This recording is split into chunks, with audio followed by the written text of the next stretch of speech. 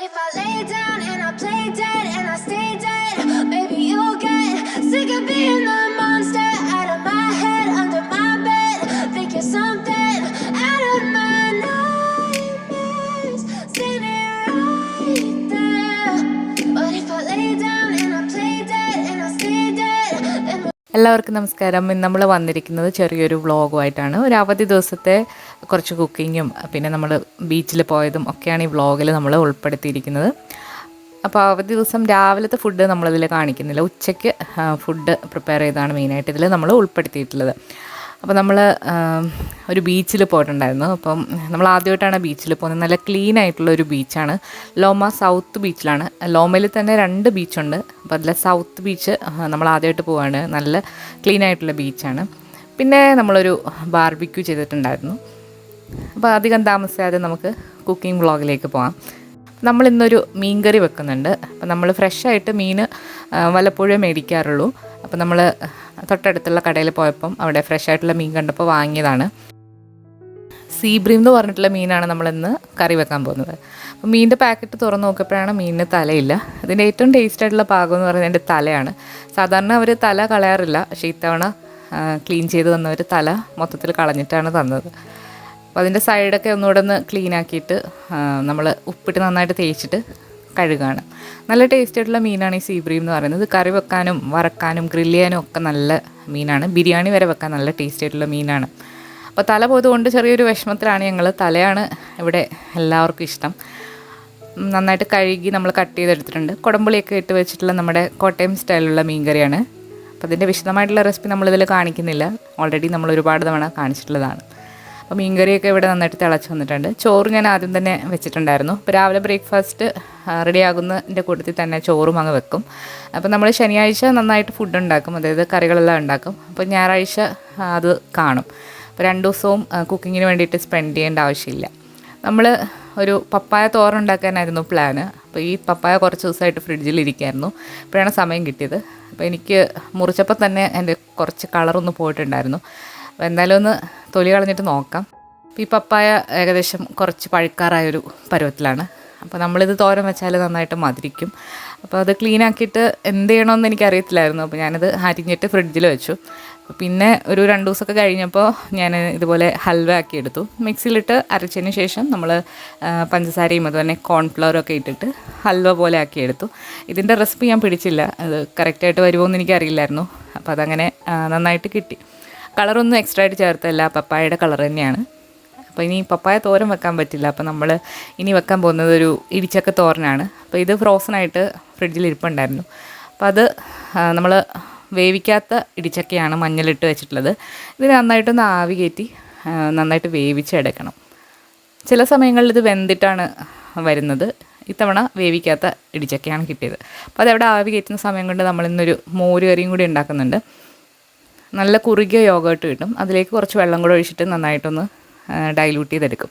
തക്കാളിയൊക്കെ ഇട്ടിട്ടുള്ളൊരു മോര് കറിയാണ്.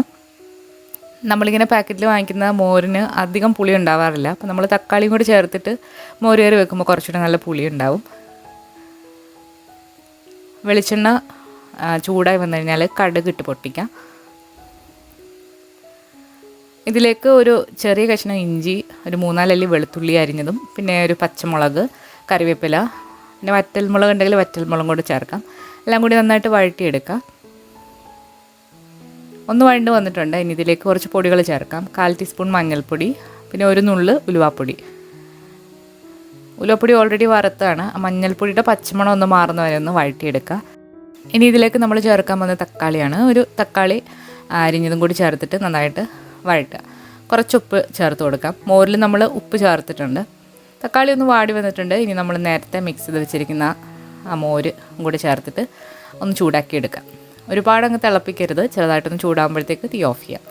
അപ്പോൾ നമ്മുടെ ഇടിച്ചക്കയൊക്കെ നന്നായിട്ട് വെന്ത് വന്നിട്ടുണ്ട്. ഇതുപോലൊരു ഗ്രേറ്ററിലിട്ടൊന്ന് ഗ്രേറ്റ് ചെയ്ത് എടുക്കുകയാണ്.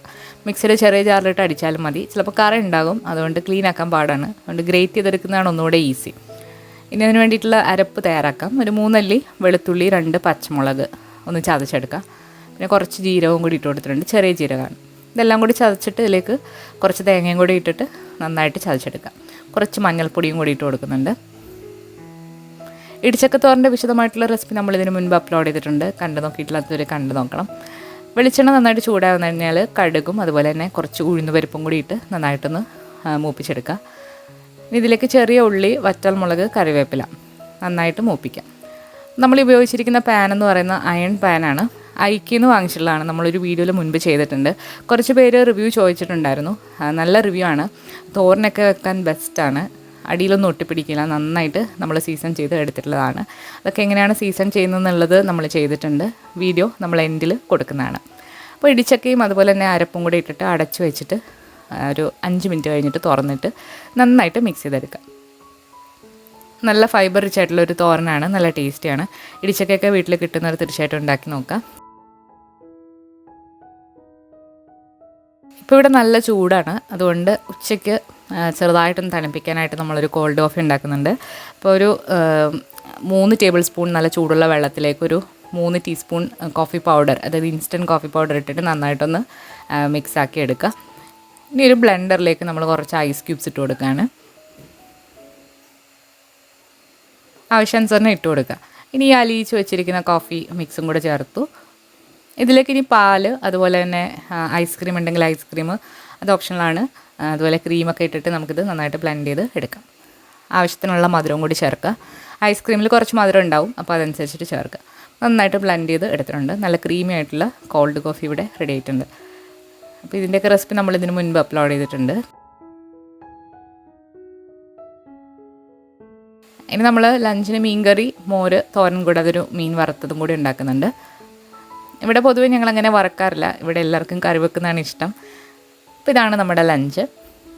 നമ്മുടെ പാലക്കാടൻ മട്ട ചോറാണ് എടുത്തിട്ടുള്ളത്.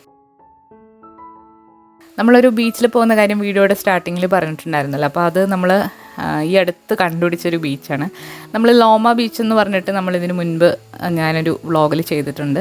അപ്പോൾ ആ ബീച്ചല്ല, അതിൻ്റെ അടുത്ത് മറ്റൊരു സുന്ദരമായിട്ടുള്ളൊരു ബീച്ച് കൂടി ഉണ്ട്. അപ്പോൾ ഇവിടെ കൂടുതലായിട്ട് ബോട്ടുകളൊക്കെ ഉള്ളൊരു സ്ഥലമാണ്. അതുപോലെ തന്നെ കുറച്ചുകൂടി നല്ല ക്ലീൻ ആയിട്ടുള്ള ബീച്ചാണ്. പിന്നെ ബീച്ചിൻ്റെ സൈഡിലായിട്ട് തന്നെ ബാർബിക്യൂ അങ്ങനെയൊക്കെ ഉണ്ട്. ഇത് കുറച്ചുകൂടെ ഒരു ടൂറിസ്റ്റ് ഫ്രണ്ട്ലി ആയിട്ടുള്ളൊരു സ്ഥലമാണ്. അപ്പോൾ അവിടെ ഐസ്ക്രീം ഷോപ്സും ഒക്കെ ഉണ്ട്. അപ്പോൾ ഇന്നത്തെ ചെറിയൊരു വ്ളോഗ് നിങ്ങൾക്ക് ഇഷ്ടമായിട്ടുണ്ടെങ്കിൽ തീർച്ചയായിട്ടും വീഡിയോ ലൈക്ക് ചെയ്യാനും ഷെയർ ചെയ്യാനും കമൻറ്റ് ചെയ്യാനും മറക്കരുത്. നമ്മുടെ ചാനൽ ഇതുവരെ സബ്സ്ക്രൈബ് ചെയ്തിട്ടില്ല എന്നുണ്ടെങ്കിൽ സബ്സ്ക്രൈബ് ചെയ്യാനും മറക്കരുത്. പുതിയൊരു റെസിപ്പി വീഡിയോ ആയിട്ട് നമുക്ക് വീണ്ടും കാണാം. Thank you. But if I lay down and I play dead and I stay dead, maybe you'll get sick of being the monster out of my head, under my bed.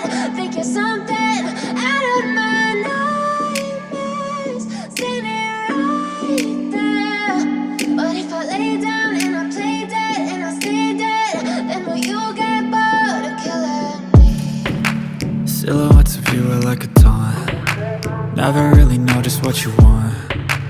With you I don't ever feel calm. I can feel the sweat inside my palms. Play with me like cats and a string. You don't understand the pain it brings. You don't ever wanna give me wings.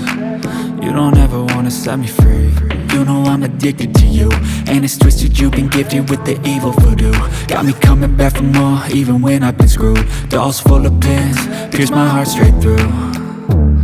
I got issues in my head, I like you in my bed, but you keep me on red. Oh, everything is like a test, I better not text or I'll come off desperate. But if I lay down and I play dead and I stay dead, maybe you'll get sick of being the monster out of my head, under my bed. Think you're something out of my nightmares, standing right there. But if I lay down and I play dead and I stay dead, then will you get bored of killing me? So if I play dead, will you regret everything that you did, that you said? I don't think you understand what you're doing, and my heart's black and blue from the bruising.